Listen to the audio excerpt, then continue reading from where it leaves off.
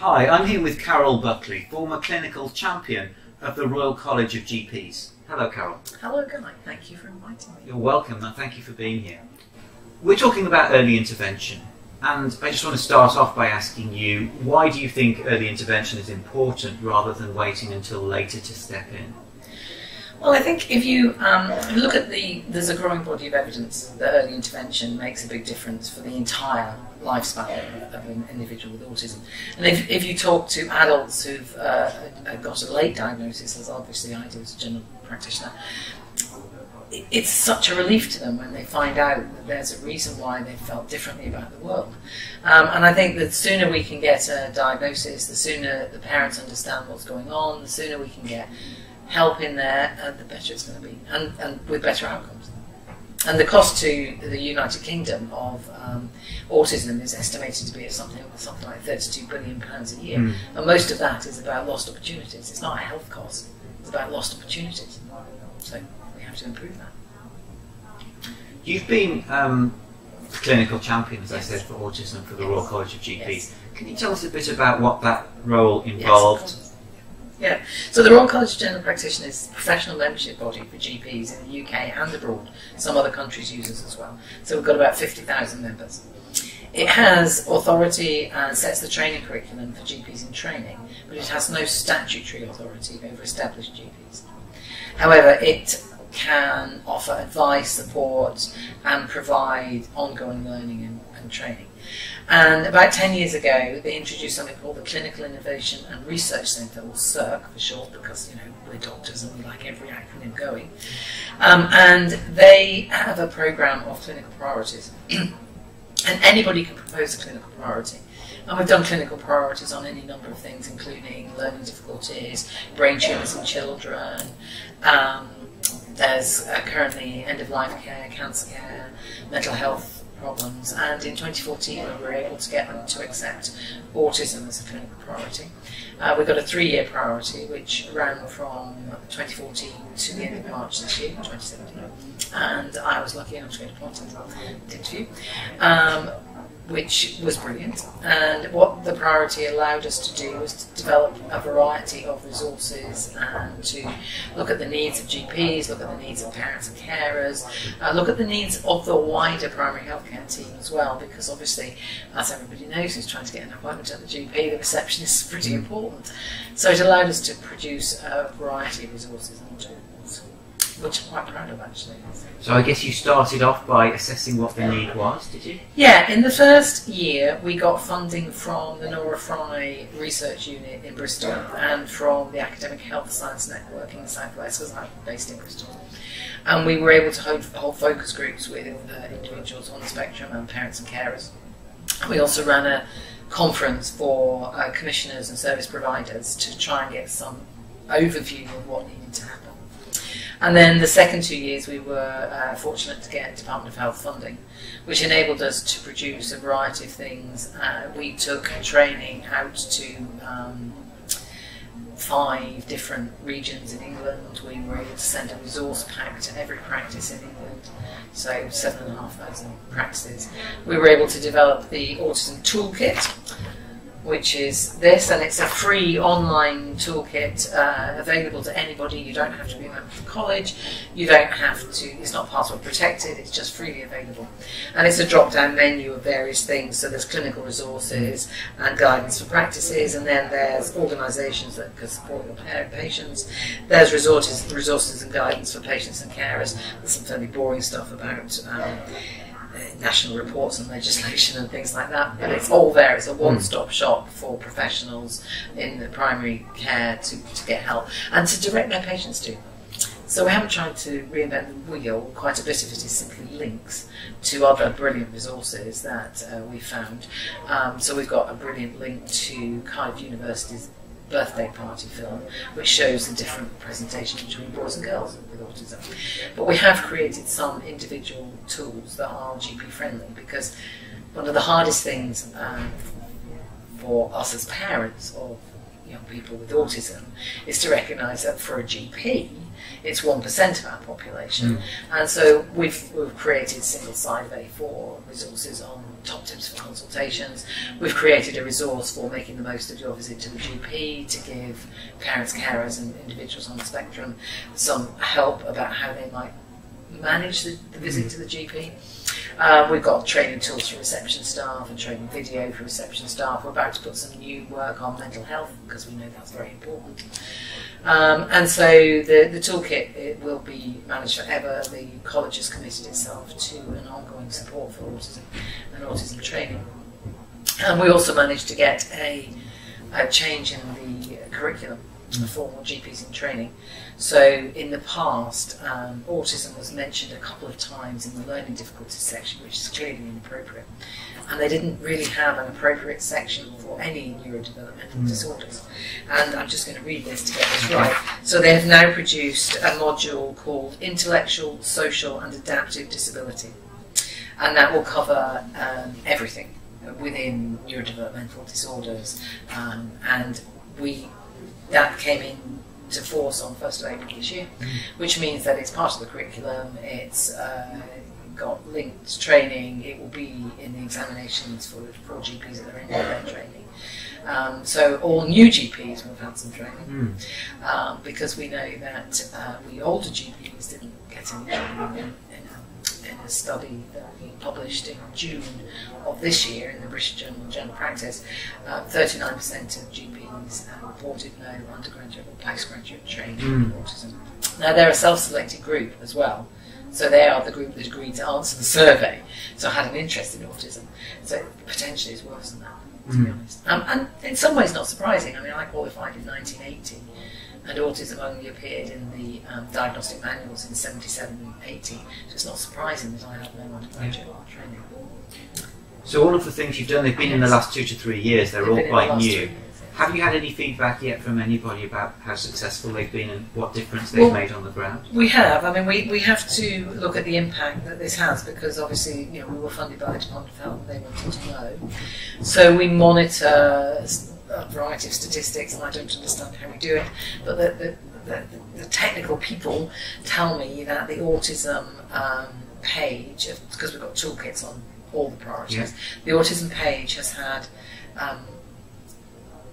more unique views and a longer stay on the page than the other toolkits, with the exception of perinatal mental health. Okay. And apparently we have an 11-minute stay on the page, which for your viewers that understand that, I'm told is very good. And that's all GPs, is it looking at? No, not necessarily, because this is open to anybody, so it's also open to... We are encouraging GPs to point their patients towards it. So if somebody presents to the GP worrying that their child may have autism, then the GP has access to the resources to look and see how likely this is. But in addition, because we know there are very long waits for diagnosis, referrals take ages, and the GP is the only person left supporting families at that point. So we've also got guidance for patients and carers, and links to all the sorts of pages that you'd expect us to have links to help, and hopefully a link to the Transforming Autism page. Very good. You mentioned that you're encouraging GPs to refer their patients to these sites, and often the GP is the only person supporting them during a process before they get diagnosed. What do you feel is the role of the GP in the life of a family where the parents suspect that the child has autism? We've actually produced a resource about that. So on the website there is a resource on the role of the GP. We are encouraging GPs to use a code on... GPs are very computerised. We're more computerised than the rest of the NHS. And our records mostly transfer electronically, which is brilliant, providing accurate records. But we are encouraging GPs to use a code called Suspected Autism, which is a recognised read code. During that period of waiting for a referral and then the diagnostic assessment and then the confirmed diagnosis. So we can actually identify the families and young people who are or older people, actually, because as we know there's a whole lost generation of adults who don't have a diagnosis but are on the autistic spectrum. And so we produced a resource just helping GPs ways where they might direct their patients. We've got on our toolkit a list of local things from people like the Autism Alliance, so Autism West Midlands, and all the other various people that are around to help. And really just to recognise that it's an extremely difficult time, and that the parents and carers themselves have got their own really quite significant needs. So we've have also produced some articles which were aimed at GPs in training. So we've got 3 articles we produced for the GPs in Training magazine, but they're now on the website as well, just talking about the need to support parents and carers, guide them in the right direction, offer appropriate psychological intervention, things like that. I think the GP as well has a significant role in helping parents resist the temptation to try every single intervention they find on the internet, because there's a terrible need when you're a parent to do something, and sometimes that's not actually a good idea. It's a tricky balance, I guess, for the GP, because as soon as they advise either for or against any particular therapy, they need to really understand that therapy in order to be able to do it. So in general, most GPs, and I certainly wouldn't ever advise, recommend or completely refute any therapy parents we're talking about. I would direct them to a reliable source, like the Research Autism site, which is a reliable source of information about actually how likely it is. There are 1 or 2 interventions. The National Institute for Health and Clinical Excellence Guidelines for Children has a very long list, more than you would normally find in guidelines, saying do not use various things which have shown to be harmful. Hyperbaric oxygen, and there are a variety of other therapies that chelation therapy, which that can have adverse effects. Very adverse effects, yes. Do you feel that even now doctors and GPs are informed and empowered enough to be able to provide that sort of support and guidance to parents? I think it's improving. I think it's improving a lot. I think there are still GPs out there who don't get it. But to be perfectly honest with you, we're generalists. I'm not that good at cardiology, but I know a man who is just up the corridor from me in my practice. Whereas he may well not be very good at mental health, learning difficulties, autism, or any of the other things that I was particularly specialising in. So I think it's as long as you recognise your uncertainties and recognise that you might not have the answers, and move somebody on to a different pasture to make sure it happens. And do you feel as the training and guidance in place to be able to recognise when it's the autism specialist they need to go to? Again, I think it's improving.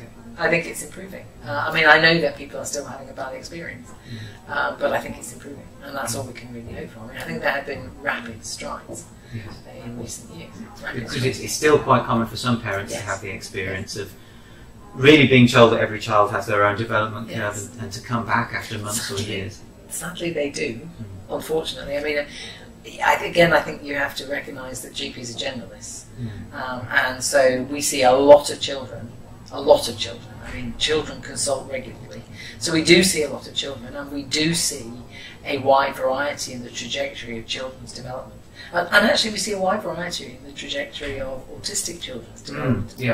So I think that watchful waiting has a place, but if you're going to do watchful waiting, you should make sure you've got things in place to follow up. So it's a bit like saying to an autistic person, if you don't get better, come back and see me. That's hopeless.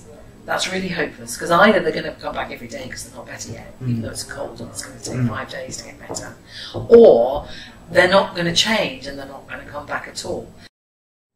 You mentioned that doctors can categorise some children as having suspected autism. Yes. I haven't heard of that label before in the context of GPs. Does that carry any significance, and can it unlock any services for children? I think it probably can. these days with the educational health care plans, it's not meant to require a formal diagnosis. It's meant to be the needs of the child. And once you start to get suspected autism in the GP records, you're already starting to flag up that there are some significant needs here, special needs, additional needs, whatever term you like to use. And so yes, I think it is possible for it to start to open up resources, and probably open up resources for things like the early bird program and things like that. Yes, I think it's quite important. I think we'll also reach a point, because as you know, the incidence is going up. I mean, with parts of America now where I think it's 1 in 69 children.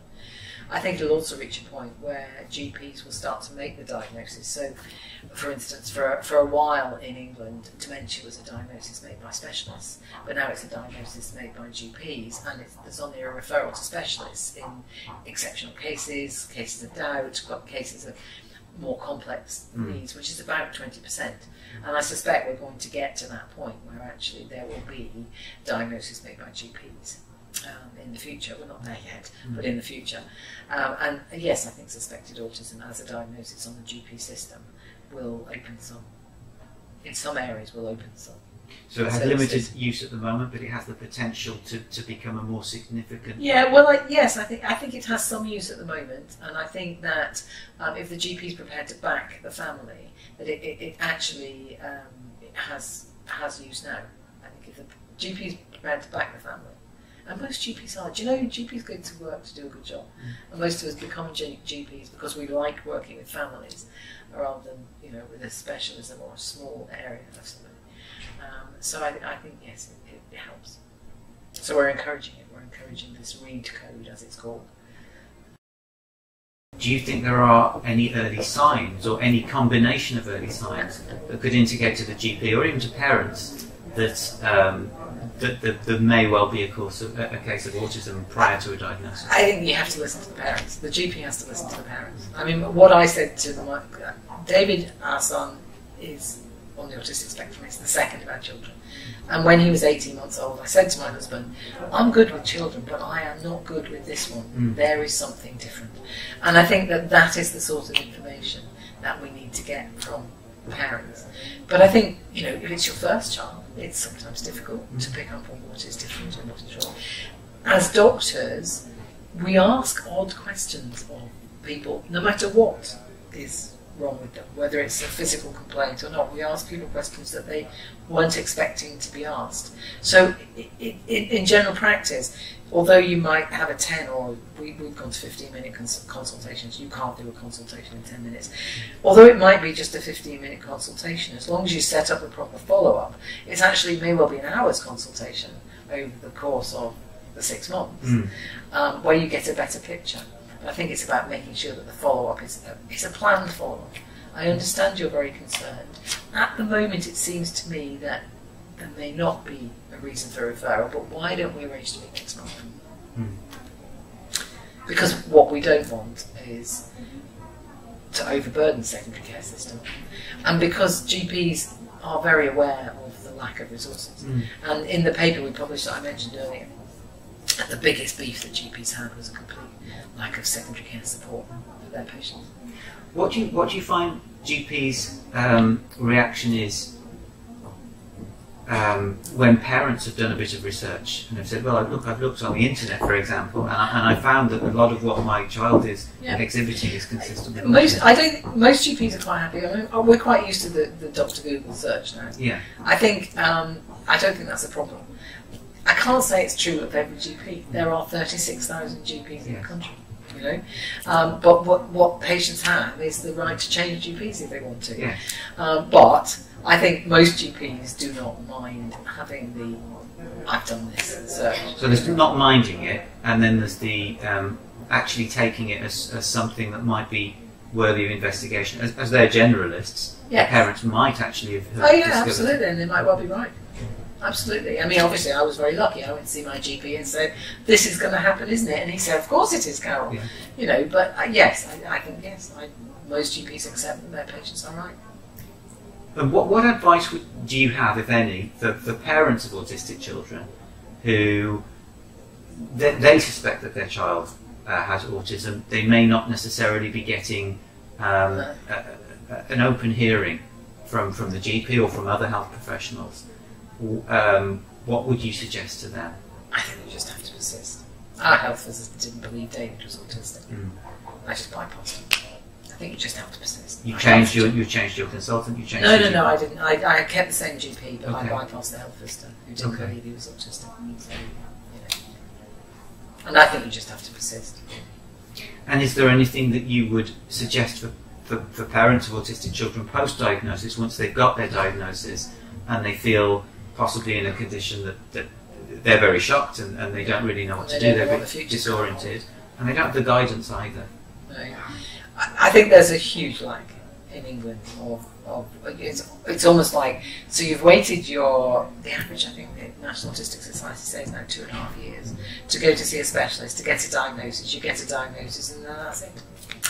I think education is the key. I mean, I don't think there's a lot for the health service to do once there's a diagnosis, because it's not a health issue really, as so much as that. I mean, there may be health issues, additional health issues, and particularly for the parents who may have quite significant health and psychological issues and things like that.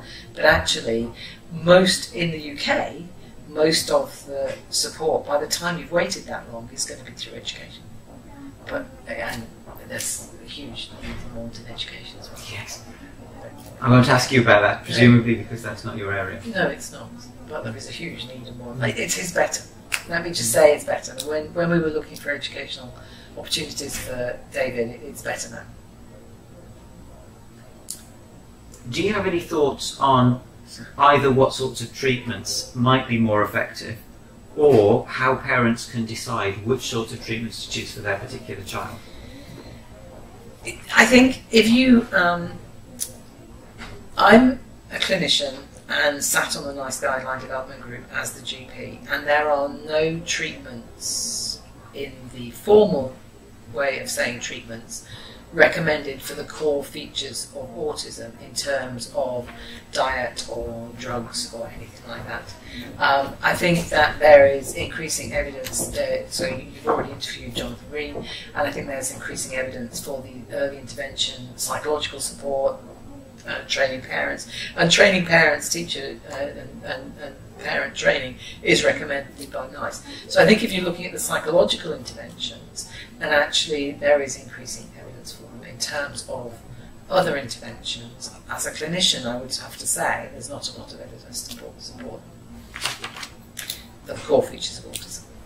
On the other hand, if you have additional needs, then you should follow current guidelines. What one thing would you say to GPs to help them better support parents with autistic children? Look at my toolkit. It's got everything on there. And I hope the answer's not going to be the same for this question. Go on then. What piece of advice would you give to parents who, one thing that they could do for their autistic children that might improve the quality of their lives? No, it's not going to be the same advice actually. I think for parents, it's really just about following their intuition. It's about recognising that this is their unique child who may happen to have an autistic spectrum disorder or condition, whichever term you want to use. I tend to use both terms depending on who my audience are. So if I want people to make special adjustments in their practice for the patients with autism, I tend to call it disability, because then they're affected by the Disability Discrimination Act and they should make reasonable adjustments, but otherwise they'll probably use the term condition. But they just need to recognise that this is their unique child and learn or encourage the empathy that that child needs, and forget what you've learned about or what your other children have done or what expectations you may have, and just focus on it. Very much like your book, actually, to be honest. So it's about tuning into the child Just tuning and into trusting their intuition. Absolutely. Absolutely. Parents are so often right. Carole Buckley, thank you very much. Yeah.